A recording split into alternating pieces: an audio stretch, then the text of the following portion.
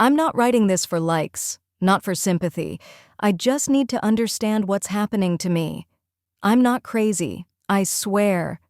But when you hear someone unlacing their shoes in the hallway at night, calling your name in the voice of a person you buried a year ago, you need someone to say, "You're not alone." My name's Michael. I'm 37. A year ago, I lost my wife, Emma. She died in a car crash on her way home from work. It was late, it was raining, and the truck driver fell asleep at the wheel. It was instant. They identified her body by the ring she always wore. We had been married for 12 years. It took me 2 months to feel remotely functional again. I barely ate. I didn't sleep. The house we lived in suddenly felt like a coffin. Everything reminded me of her mug with "Best Wife Ever" on it, the book she never finished, her scent still on the pillow. But the worst part was the silence. When you live with someone long enough, you hear them even in the quiet. Emma always hummed to herself, made weird little noises when she was journaling, mumbled in her sleep. Without her, the house felt dead. Half a year passed. I started going out again, trying to live. Until one night, I heard her voice. It was January 14th, 6 months to the day after her funeral. I was lying on the couch when I heard the front door creak open. Then, familiar footsteps. She always kind of shuffled when she walked, deliberately. And then I heard, "Mike, I'm home." I didn't move, just lay there, paralyzed by fear. It was her voice, exactly, same tone, same cadence. She always said that when she came home late. I used to tease her, "What, afraid I'd replace you with pizza?" The footsteps came closer. I shut my eyes tight, praying I was asleep.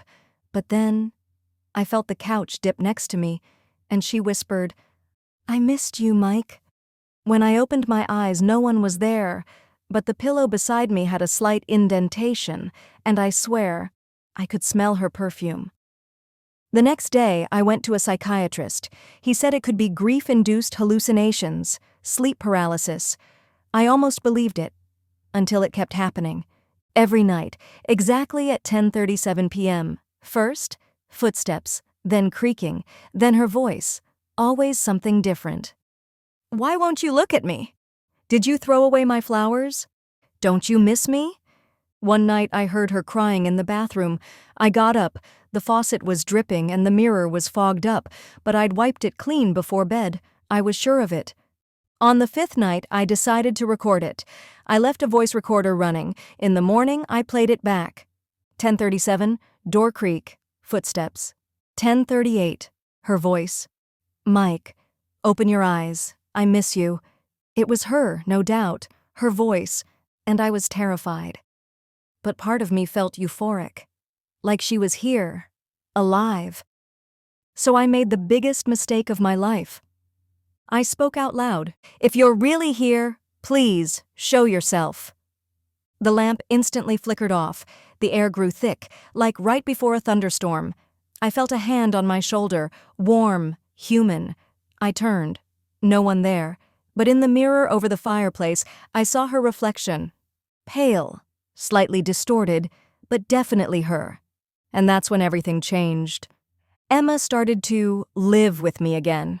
Every night she came, sometimes I felt her running fingers through my hair, sometimes I heard her murmuring to herself. Once I woke up to the smell of cooking. The stove was on and eggs were frying in a pan. She used to do that, make breakfast while I was still asleep. I started talking to her, leaving letters. I'd place one on the table and the next morning, it would be gone.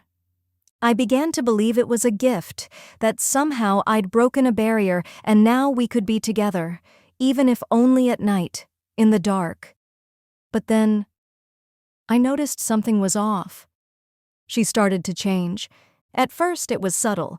She began saying things she'd never say, like, "I always knew you hated me, Mike," or, "You didn't want me to survive, did you?"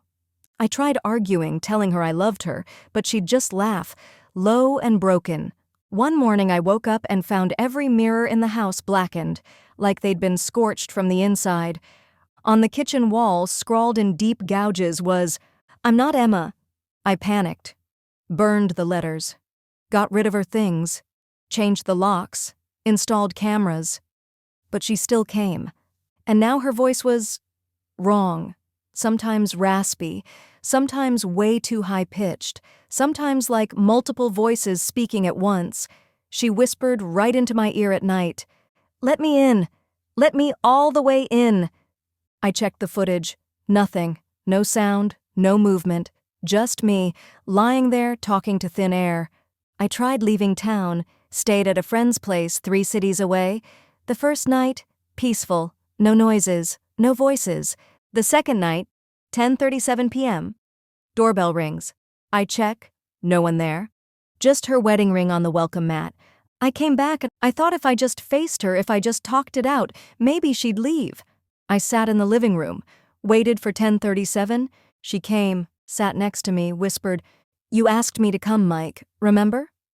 "What do you mean?" I asked. "Every night you begged for me, you prayed, cried, and now, here I am." I started crying, shaking. "You're not her. You're not Emma." She leaned close and said, "I was, but you turned me into something else." The entire room tilted, like gravity shifted. The floor felt like fabric. I couldn't breathe. In a panic, I shouted, "Go away! Leave me alone! Get out!" Everything snapped back. The lights turned on. The room was normal again. Except the pillow beside me was torn open by claws. She hasn't come back since. It's been 3 months. But every night. I still watch the clock strike 10:37. I still stare at the door. I still listen.